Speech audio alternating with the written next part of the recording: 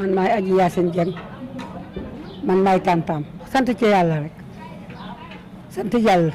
bu ma jullee ci yàlla salma ci yëm ci yàlla moom di sant sama ñaari waajur di sant rek di sant nag bàyyi bi ma dugal ci biir kër gi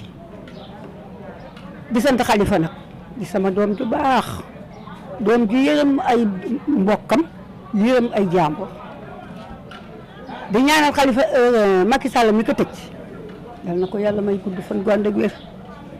Xalifa mi tamit mu tëj pour gis toroxteem yàlla bu mu ko gis yàlla bu mu gis toroxteem ndax yaayam liggéeyu ko ci kër baayam moom it liggéeyu lu bon ci kër baayam xanaa di ci def lu baax di ci wax lu baax Macky Sall nag duma ko wax dara loolu di ko ñaanal yàlla li mu bëgg ci Xalifa ci lu baax yàlla na ko fekke Xalifa li mu bëgg ci moom lu baax yàlla na ko fekke waaye lu bonam yàlla bu mu ko gis yàlla bu mu gis toroxte Xalifa yàlla bu mu ko gis te du ko gis ba muy dee ndax kii dafa te doon démb te tey dikkul te gouvernement amul ba ka bàyyam juree la te doon ba nag ni defe naa ndoom ba gu ne yàlla may na ko ko fii mu jaar nag bu fekkoon ni moom rek fi jaar mu naqadi nanu naqadi wunu ndax fii mu jaar gor jaar na fi ku nekk jaar na fi te gor rek mooy am tuuma waaye saay-saay du am tuuma ndax dara saf moom nag gor piir la Macky Sall na xam ni gor piir la jàpp gor piir la jàpp gor piir la téye borom njaboot la téye waaye nag bu fekkoon ni day rus yàlla rus yom ci yàlla moo nekk dana bàyyi Xalifa mi mu génn ndax bu génnoon nag ci réew mi dana bari lu bari dana ko fi def di ko jàppale ba nuy dee di ko jàppale man di sama carte man nii man Yacine Dieng sama carte yi Xalifa laa ko jox ba keroog may dee parti socialiste laa bokk te ba may xale bu tuuti laa ci bokk ba négal ca jamono yi Senghor ak Lamine Gueye booba maa ngi fi la ma fekk dama ne wéy non ca jamono yi Senghor fii la ma fekk kon man ci parti socialiste laa dund ci laa judd ci laa dund ca ci laay dee Xalifa mii da ba may dee moom laay sànni sama carte bi dama ko sànni keneen su fekkee ne moom amul dootuma sànni carte damay toog ak ku ma jur ak kuy sama njaboot dootoo sànni carte na leen yàlla fay Macky nag na góorgóorlu rek ci li mu ne defe naa ne nag Xalifa mii la daloon yonti yàlla Yuusufa ca kaso ba yal na ko dal yal na ñëw ci moom la lana saaba yu mag yi nga xam ne yonent bi di sonn ca Makka ba xëy dem Madine te ba tey mu am mbég addina bépp di ko dar avion yi di fa wàcc Xalifa yàlla na dund ba am mbég mu mel noonu. waaw gannaaw buñ sant yàlla julli si yonent bi donte metti na suñu xol nag wax dëgg yàlla parce que ki nga yaakaar ngeen doon ànd ca nga xam jikkoom xam ko bu baax xam ci lu mu nekk di ko dund boobu ba léegi tey ab nattu tegu ci kawam nattu goo xamante ne ñëpp xam nañ ne jaay doole la mu nekk benn mascarade boo xamante ne kenn mënu koo wax kenn sañu koo wax parce que nguur bi fi nekk dafa taxaw yor dooleem téye ko imposer ko nit ñi di ko forcer nit ñi day metti pour ñu exprimer wu parce que tamit ki ñu nekkal am na nu ñu yareew ñu ñun muy metti rek ku ñàkk ñànki wala mu metti rek ñu yuuxu yareew ñu ko ba buñ koy mujjee seete rek wax jooj la ñuy wax li yàlla def ci man doomu aadama mënu ci dara dama koy dund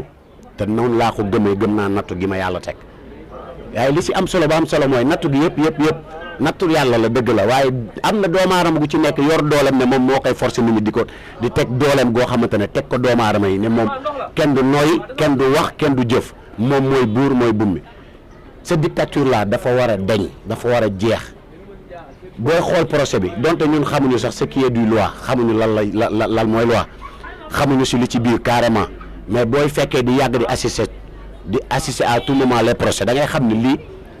jaay doole gu amul fenn la jaay doole gu amul fenn te dafa jot mu doy moi je dis aux populations nañu jug te xam ne lii da dul wéy koo xamante ne nag nee nga kenn du wax lu waay jëf nga jël ràpp tëj ci biir boole ceeg feeñ ci télé yi ak a fecc ak def say tàndi bee rek lu ne loo neex def jàppal na ñun ñoo la faloon te ñoo lay folli waaw moom day mbër boo xam te ne nag dafa neex a jaay produit bu neex a jaay la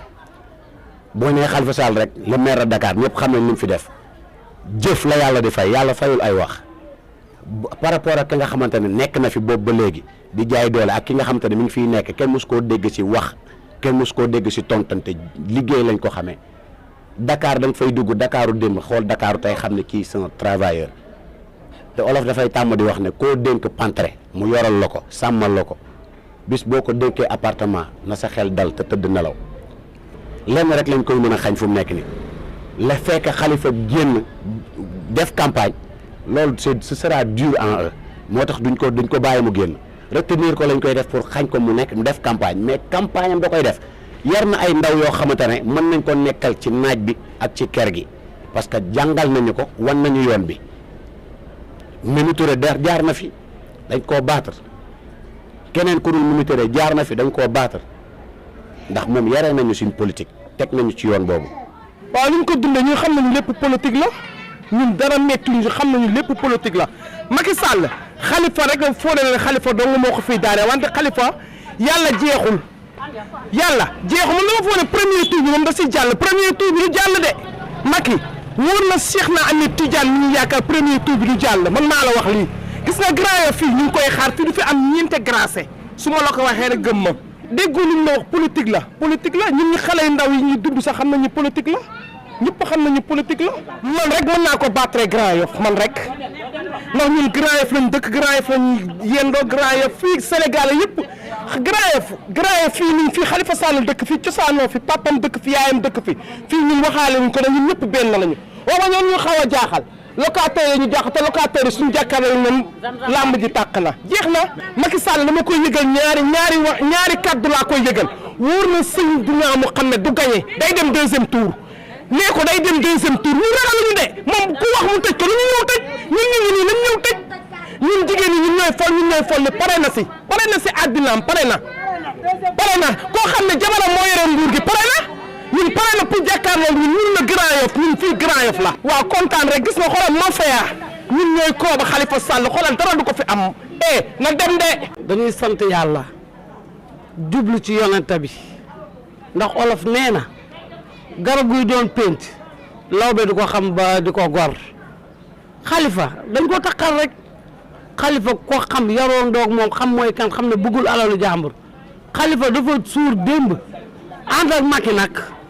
mu dem deuxième tour yorul dara xaalis bi mu koy laaj moom la ko jox mu campagne tey nag mu wàññeeku war ko ndax baadool rek lay doon ñun lii verdict bi bettuñu verdict bi dañ doo def rek mottali sunu yéene mais xamoon nañ day tëj sunu frère waaye dañ ko bëgg a xamal ne dawuñu puusuñu ñu ngi ci ginnaaw Khalifa Ababacar Sall ci kattanu sunu borom dinañ ko jëlee kaso yóbbu ko palais xamoon ñun li ñu ñor na sunu candidature taxaw rek Khalifa du classe Macky Sall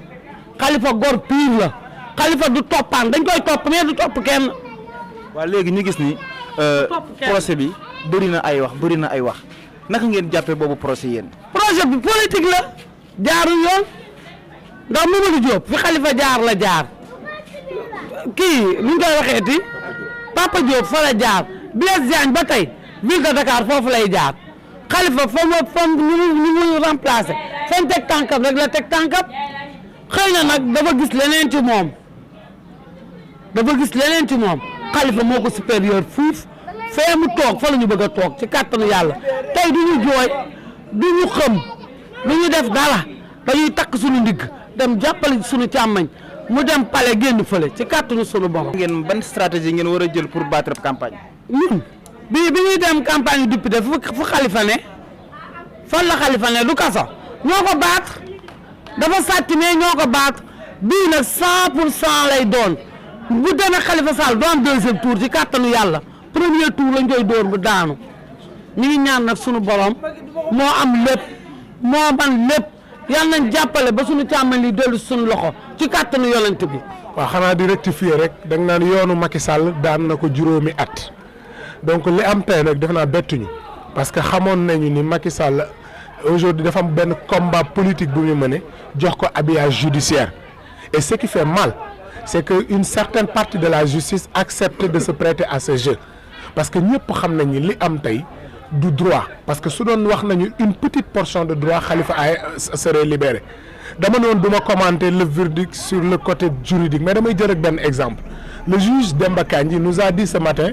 dafay écarter les procès-verbaux yi nga xam ni moom la ñu jàppee Khalifa Sall tout le monde sait que procès-verbaux yi mi ngi mel ni fondement booy tabax kër mu ni dafay écarter procès-verbaux yi mais dafay maintenir la procédure ci tënk mi ngi mel ni nga ni ci kër damay détruire fondement bi mais bâtiment bi dafay taxaw mu nekk loo xam ni xel nangu ko waaye boo nekkee ci commande ñu jox la benn commande nga war ko exécuter yow jéematuñu sax xool yoon demuñu ci sax forme mais lenn moo leen ñor Macky leur a dit je veux être candidat mais Khalifa Sall warul nekk candidat ñoom ñu utiliser seen ay justice utiliser seen ay astuce pour éliminer ko mais ma leen di fàttali rek la Cheikh Ahmed Tidiane Sy waxoon bari pexe du pexe da ngay fexe ba sa pexe méngoog pexe yàlla te li ñu gëm tey mooy quelles que soient les manigances de Macky et de sa justice Khalifa Ababacar Sall il sera candidat et dès demain ou après-demain à côté du camarade Idrissa Diallo qui yore parrainage dinañu dem à la rencontre des Sénégalais pour recueillir le maximum de signatures parce que Khalifa Ababacar Sall il reste et il sera candidat parce que c'est une candidature que les Sénégalais portent waaye li ñu gënaloon mooy mu nekk ci sunu wet ñu ànd ak moom mener campagne waaye nag su fekkee ñoom ak seeni pexe fexe nañ ba mu nekk ci candidat ay junni Khalifa ñi ngi ci biti ay junni Khalifa ñi ngi ci mbedd yi te ñooñu dinañu dem ci chaque Sénégalais expliquer la jafe-jafe yi am ci réew mi parce que démb dama ko gis muy fecc ma jàpp ni moom miy fecc war na mën a wóor bilan nag soo ko amee da nga koy présenter Sénégalais sanctionné ko mais bilan am lenn la mooy jàpp tëj Sénégalais yi tëj Khalifa Sall mais tëj Khalifa Sall ñun li ñu gëm mooy ce sera de la prison au palais te mu neex ko mu nakari ko Khalifa sera candidat et je crains fort qu'il soit lui le futur locataire de Rebeuss.